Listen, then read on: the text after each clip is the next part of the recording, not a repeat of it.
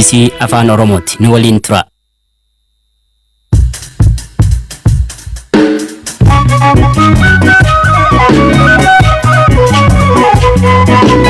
Ashama akka moltan sagantaan BBC Afaan Oromoo wixata galgalaa eegalee xiyyaara Somaaliyaatti kufeen lubbuun namaa darbu lafa hektaara 46 Finfinnee keessa seeraan ala to'achuun namni shakkaman hidhaa bahaniiru. Akkamiin gadhiifaman? Asitti lafa hamaatu jira. Magaalaan itti lafa gaggeeffamaa jiru akka malee hamaadha. Wanti ani itti himatame tokkoyyuu. Abbaa Gadaa Goobanaa Olaa fi ilmi isaanii koronaa vaayirasiif qoricha barbaachatti jirraa jedhan. Waan qabatama uummanni kun itti fayyuu danda'u qorichi amma inni itti yaalaa jiru kun. Obbo Barakat Simoon yakkamaa ta'uu isaanii akkasumas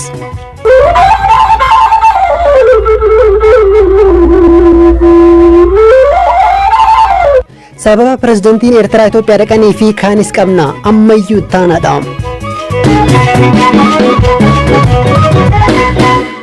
Pirezidantiin Eertiraa Isaayaas Afwerqii ministeera muummee Abiy Ahmad waliin ta'uun piroojeektii jallisii baatu dugdaa har'a eebbisiisaniiru. Bulchaan Eertiraa daawwannaa hojii guyyaa lamaaf kaleessa ture kan Itoophiyaa seenan. Qondaaltonni Eertiraa dhimma koronaa vaayirasii fi weerara awwaannisaa irratti mari'achuu akka dhaqan himaniiru. Yeroo sababa koronaa vaayirasiin gaggeessitoonni addunyaa qaamaan wal argaa hin jirretti Itoophiyaa deemuun isaanii immoo dubbii ijoo ta'eera. Lammiin Eertiraa siyaasa Eertiraa fi Itoophiyaa irratti barreessuu fi xiinxaluun beekaman obbo Dassibalii Maharii dhimma wal arguu gaggeessota lameenii pirootokoolii gaggeessota addunyaa kan cabsedha jechuun himatu. Dr. Abiy nay President Isaayasin gaggeessitootni lamaan yeroo kana waa'ee weerara koronaa fi awwaannisaa mari'achuuf qaamaan wal arguun isaanii nama ajaa'iba. Sababni isaa gaggeessitootni addunyaa dhimma kamirrattiyyuu mari'achuuf tooftaa addaa fayyadamu. Kanaaf dhimmi wal arguu isaanii kan akka hin taane namatti agarsiisa. Sababni isaas Isaayaas dhukkubsateera, du'eera jedhamee kan odeeffamaa ture dhugaa akka hin taane agarsiisuu fi ergaa siyaasaa dabarsuufidha. Kanaan dura qorannoo fi ittisa koronaa vaayirasiif meeshaa deeggarsaan ergamee fi biyya deebistee waliin amma sadarkaa gaggeessitootaatti dhimma COVID-19 irratti mari'achuuf kan jedhu amansiisaa miti. Amma kun pirootokoolii gaggeessitoota addunyaa jiru kan cabsedha. Pirootokoolaatu xaxasab mukaanu yira'ani.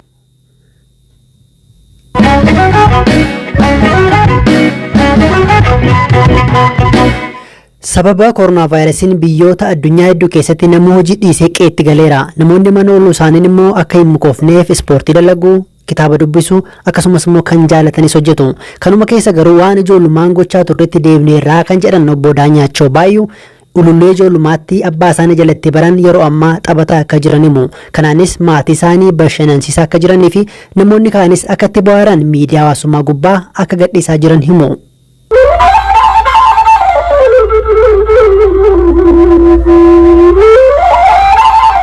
Akkam oltanii akkam jirtan nagaa keessan jirtu.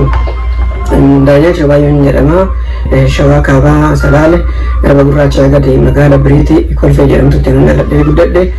Amma tanan jiraadhu Ameerikaa naannoo Waashingtan DC Silver Spring Meerilaandidha.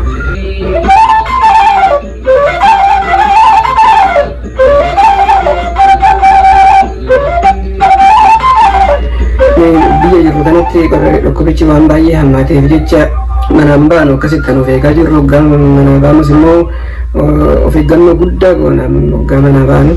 Isin akkamitti of eegaa jirtu garuu namni biyya alaa jirtanis biyya keessa jirtanis akkamitti of eegaa jirtu. Furguggeedhaa fi bara gadi jananii dabarsanii gadi janii dabarseetii kun mana oolla.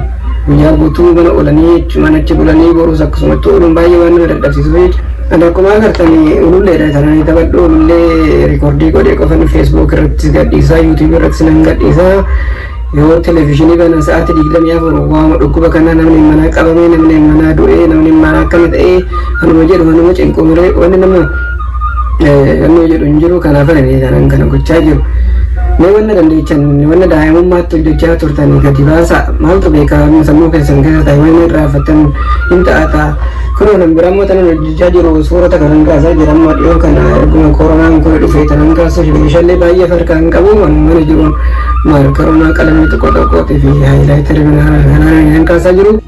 Warra jajjabeessuudhaa fi jajjabaadhaa wanni kun hin darbaa wanna dhaggeeffataniif galatooma.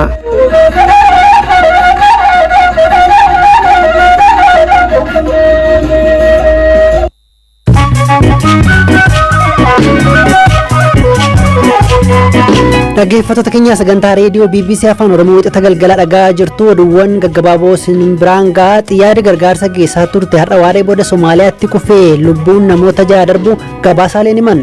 Xiyyaarri kun dhihoo buufata xiyyaaraa Bardalleetti kufuutu himame. Qondaalli mootummaa duraanii obbo Barakat Simoon himannaatti banameen yakkamaadha jedhee manni murtii himannaa isaanii fi kaan himataman irratti murteen gaafa roobii beekama. Biyya Jibuutiitti lakkoofsi namoota koronaa vaayirasiin qabaman dabaluun yaaddootti uumuu naannoon Affaar beeksise. Hoogganaan itti aanaa biiroo fayyaa naannichaa obbo Yaasiin Habii BBC'tti akka himanitti uummanni wal keessa waan deemuuf akka yaaddaan himaniiru. Lakkoofsi namoota Itoophiyaatti koronaa vaayirasiin qabaman 140 ga'e har'a 5 irratti kan argame yoo ta'u 5 keessaa 3 Puuntlaandii kan dhufanidha.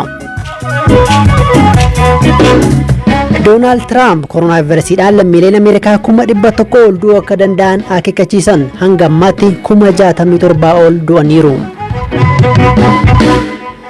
Pireezidaantiin Madagaskar biyyattiin qoricha COVID-19 biqiltuu Artemisia jedhamu irraa argadhe jettee dhukkubsattoota irratti yaaluu akka eegaltu himan. Lammiileen Madagaskar biqiltuu kana akka dhaabanis dhaamaniiru. Dhaabbanni fayyaa addunyaa garuu ammallee qoricha argamee hin jiru jedheera. Koomishiniin Awurooppaa qorannoo talaallii koronaa vaayirasiitiif akka ooluuf intarneeta gubbaa qarshii walitti qabutti jira. Barreessaan olaanaa UN Antooniyoo Guteeres garuu kana caalaatu barbaadamaa jedhaniiru.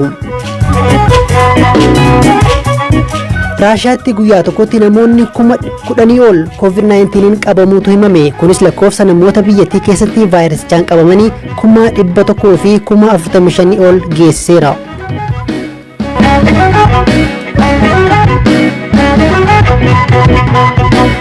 Torban lama dura magaalaa Finfinnee keessatti lafa hektaara 46 seeraan ala to'achuun shakkamanii kan hidhamanii turan obbo Lammii Taayee gadhiifamaniiru. Obbo Lammiin walitti qabaa Finfinnee Integrated Trade Share Company jedhamuu fi waldaa qonnaan bultootaa fi diyaasporaan hundaa'ee hoogganu. Lafa kanas waggaa 3 dura mootummaan hiruuf kaanaan mana murtii federaalaatti himatanii akka irra aanan himu. Amma akkamiin seeraan ala jedhame kan jedhuu fi akka itti gadhiifaman Buzuwar Qolaanaan bilbilaan dubbiseera. Akkin seeraan jedhame maaltu jira isaanitti lafa hamaatu jira magaalaa masaannitti lafaa geggeeffamaa jiru akka malee hamaadha akka kutaa magaalaa laattootti lafi namaa laalafatti kana duwwaa ta'e lafa gurguratan gaafa dhabanii lafa duwwaa jira waan ta'eedhaa fi namoota hedduudhaaf gaafa ka'anii yeroo isaan namoota hedduuf ka'anii lakkii murtii qabnannee irraa dhowwine yeroo isaan kaartaa kennan kaartaa isaanii haasne kalatti adda addaa kennus mirga keenya kabachiisutti gaafa adeemnu dandeenyu karaa seeraatiin falminee dhabneera waan ta'eef humnaan deemuu caalaa hiree kan biraan qabnu jechuudhaani yakkaan akka qabiyyee kana seeraan ala qabameetti akka weeraraan qabanneetti asuu murtii mana murtii akka weeraraan qabanneetti deebi'anii mannaa bananii jechuudha yakkaan kuni lafichuma barbaadanii lafichuma gurgurachuu barbaadanii. Amma bilisa baatan moo himatiin banamne moo wanni ittiin baatan maali? Wanti ani itti himatame tokko iyyuu kanan qabame moo seeraan ala qabamu koo waan mana kanaa seeraan qorannoon adda addaa qoree hundeessee abbaan alangaa walii galatti federaalaa abbootii alangaa dhimma kana qulqulleessan ramaa jedhatti erguudhaan duubayyuu sun qoratamaa jirtus erguudhaan erga qulqulleessee booda adeemsi ittiin jalqabame adeemsi ittiin qabatte guutummaan isaa akkamitti waan ta'eef haal duree tokko malee akka hin gallakkifamu qabamuu koo seeraan waan ta'eedhaaf hin gallakkifame jechuudha. Kana jechuun himannaan hin hundoofne taanaan namni tokko bilisa jedhama jechuudha. Carraan lafichaa kana booda maal ta'a amma akka mootummaan gaafsan himetti baankii lafaa mootummaatti deebi'aa kan jedhuufillee himamaa ture. Carraan lafichaa maal ta'a amma ittaani?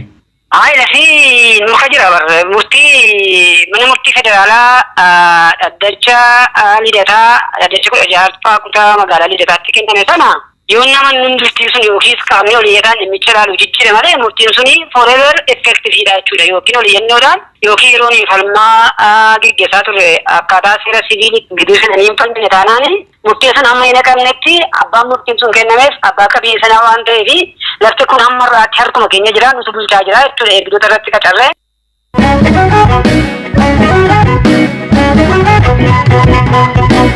Xumura irrattis biyyoonni addunyaa garaagaraa qoricha dhukkuba koronaa vaayirasii fayyisuu danda'u barbaadaa fi yaalii gochaati jiru. Hanga ammaatti qorichi guutummaan dhibee kanarraa nama fayyisu garuu hin argamne.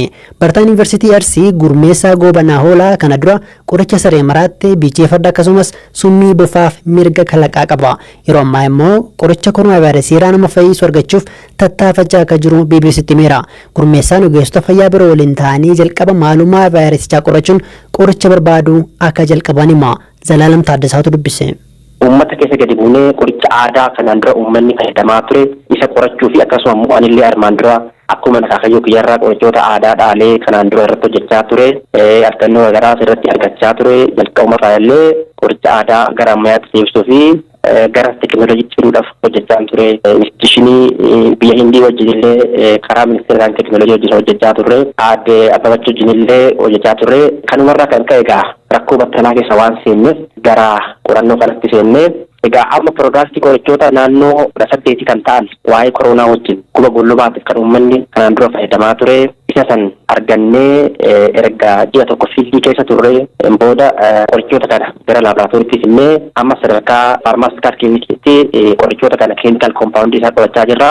Maalidha kan walitti qabdan baala mukaati moo wantoota akkamiiti qoricha ta'u jettanii warra yaaddan kana immoo akkamitti adda baasuu dandeessan? Dhukkubni kun kanaan dura uummata keessa turee jira yoo jiraate hoo uummanni kun akkamitti fayyaa ture kan jiru qorachuu eegallee eeyyeen tureeraa waggaa 80 dura dhukkuba gollobaa kan jedhamu bara gadaa michillee keessa dhukkubni gollobaa kun horiirra namatti darbaa sanaan booda nama ajjeesaa jechuudha. Somba nama qabaa vaayirasiin sun somba san eegamii booda namni sun du'a jechuudha. Guyyaa 5 guyyaa 4 keessatti ajjeesuu danda'a. Kana immoo manguddoo lafa buleeyyii waggaa 80 kan ta'an qorachaa turre qoricha kanaan eega namni dhumaa ture dhumarra gaaniin booda namni wal gaggaafatee qoricha kanaan akka fayyaa turanidha kan nutti himanii sanaan booda qoricha san immoo fudhannee gara laaboraatooriitti finnee sanaan booda qoricha tokkicha arganne san wajjin immoo keemikaal koompaawundii qoricha san wajjin wal fakkaatan ammas uummata keessa gadi buunee walitti qabachaa turre haga namoota 300 ol interview gochaa ture waan qabatama uummanni kun ittiin fayyuu danda'u irra hin geenye jennee akkuma abdannee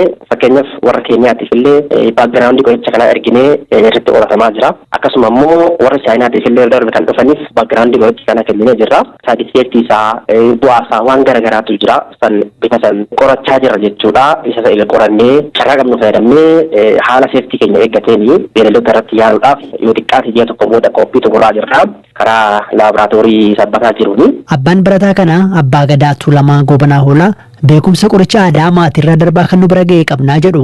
Ilmi isaanis beekumsa kana ammayyeessuun qoricha koronaa vaayirasii irraa fayyisuu danda'u barbaadaa jira jechuun dubbatu. Qorichi amma inni yaalaa jiru kun qoricha kana eega abbarraa darbee maatirraa darbee argatee na bira ga'e amma abbaa torba yeenyee jirra. Qorichi kun kaleessa Oromoon immoo kanumaan jiraataa ture iyyee garagaraa irratti yaalaa kun milkaa'ina dhabiisaa kun du'aa kun ittiin jiraataa akkanatti kan dhufee amma as ga'e jechaadha. Abbaa torba yeenyee jira qoricha kana eega harkatti qabachuu jammarre. Har'a immoo ilma kiyyarra ga'ee har'a immoo dhibee kooronaatti hin ta'uu kana maal seete haadha rabbi milkeessee kun sirriitti ifa bahutti afaan guunnee dubbachuu hin dandeenyu. Tattaaffii dargaggoo Gurmeessaa Goobanaa fiixaan baasuuf Yuunivarsiitiin Arsii deeggarsa taasisaa fi akka jiru ibseera. Pireezidantiin Yuunivarsiitichaa Dr. Dhugumaa Addunyaa gama laaboraatoorii fi maallaqaan deeggarsa gochaa fi akka jiran himu. Amma immoo qoricha aadaatiin wal qabatee kanaan dura waan kana fakkaatu uummanni akkamitti isaa ture qoricha akkamitti fayyadamaa keessattuu biqiltuu naannoo jiru wajjin eksperiiyaansii kanarraa ka'een illee hojii baay'ee hojjetaa jira. Nuti sagaa kanarratti hundoofnee gargaarsa deeggarsa godhaafii jirra. Hojii baay'ee abdachiisaadha kan hojjetaa jiru. Maallaqaanis gorsaanis gargaara barsiisonni taa'ii. Irra caalaa immoo neetwoorkii akka uumu irratti deeggarsa kan goonuuf neetwoorkii dawaa aadaa kan beekumsa biyya keessaa wajjiniin wal qabatee ministeerri saayinsii teeknooloojii fi dhaabbanni warra dawaa biyya keessaa kan aadaa kana sappoortu godhu wajjiniin walitti wal quunnamee hojjetaa jira. Dhaggeeffattoota keenya sagantaa reediyoo BBC Afaan Oromoo wixata galgalaa xumuramutti jira. Odeeffannoon dabalataa bakka intarneetiin jiru yoo jirte gara weebsaayitii keenya bbcafaanoroomoo.com yookiin immoo gara fuula Facebook keenya BBC News Afaan Oromoo dhaquudhaan odeeffannoowwan dabalataa argachuu dandeessu. Yaada keessanis eeruus nuu kennuu dandeessu. Sagantaarraa kan isin qopheesse Zalaalam Taaddasaadha kan isiniif dhiyeesse ammayyuu taanadha. Boruu walitti deebina gaariitti bulaa.